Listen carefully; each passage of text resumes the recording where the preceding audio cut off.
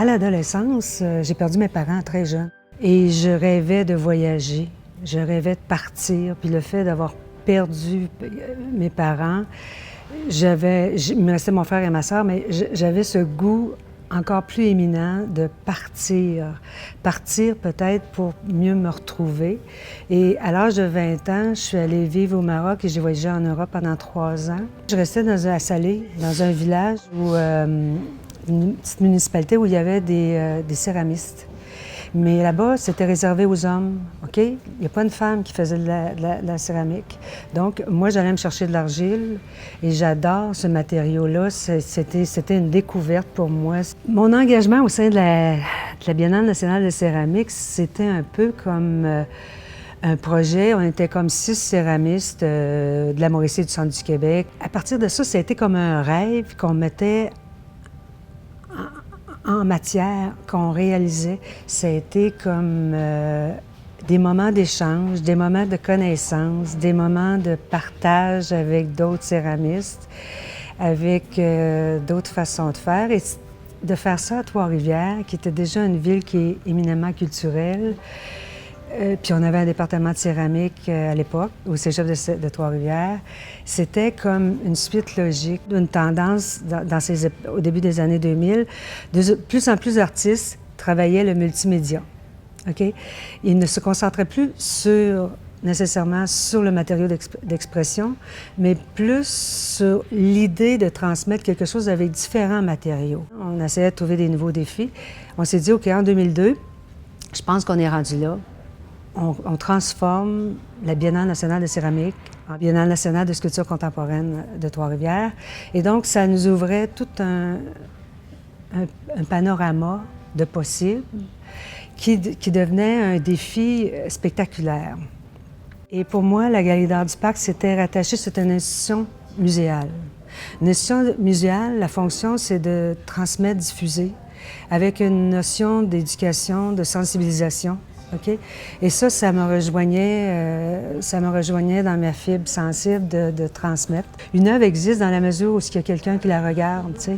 Et donc, je dis toujours, OK, une œuvre ne me parle pas, mais si vous allez plus loin, dire qu'elle vous est indifférente, pourquoi qu'elle ne vous parle pas, qu'est-ce que ça vient toucher, se poser 2-3 questions, de sensibiliser les gens à ça, parce que c'est toujours un dialogue. Tu as le droit de ne pas faire de dialogue avec l'œuvre, ou tout simplement d'ouvrir sur l'impression, sur l'émotion.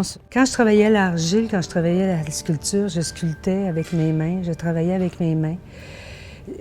Pour moi, les mains sont reliées au cœur. Et quand j'ai commencé à travailler la poésie, c'est un art de synthèse.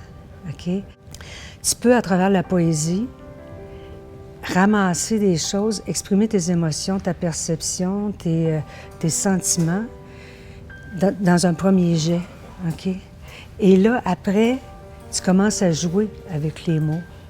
Tu commences à sculpter les mots pour que ton poème devienne finalement une sculpture. C'est ça la création.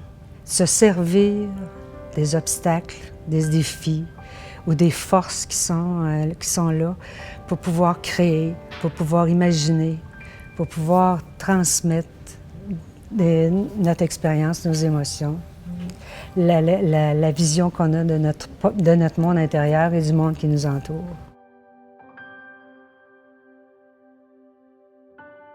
Bonjour, je suis Linda Barry. J'aimerais rendre hommage à Christiane Simoneau parce que c'est une femme d'exception. Allô Christiane, femme de cœur, femme poète. Je suis vraiment heureuse pour toi aujourd'hui qu'on te rende hommage pour tout le travail culturel que tu as fait depuis nombreuses années. À la Gap, j'entends encore tes pas, tes courses dans l'escalier, ton rire qui résonne du rez-de-chaussée au grenier. Je te souhaite plein de belles choses. Je t'embrasse. Christiane est une instigatrice d'ambitieux projets, toujours sensible à faire rayonner le travail des artistes, dédiés à l'art et à son milieu. Elle est généreuse de son temps, elle est rassembleuse, elle est débordante d'idées, et une image me reste de Christiane, elle est une femme de cœur, femme poète. Je suis allée voir Christiane Je la vois dévaler l'escalier en vitesse avec son grand rire rassembleur et contagieux. Bon périple, Christiane. On t'aime. Christiane, tu es une femme qui aime le monde dans tous les sens du mot. Tu es curieuse de tout, tu es une vraie passionnée des arts visuels, des mots, de la littérature, la poésie, de la photographie et des voyages. Mais surtout, tu t'intéresses aux gens. Et c'est ce qui m'a frappée dès notre première rencontre. Alors, je te souhaite de poursuivre ta course autour du monde. Les gens ont besoin de ton humanité. Bye.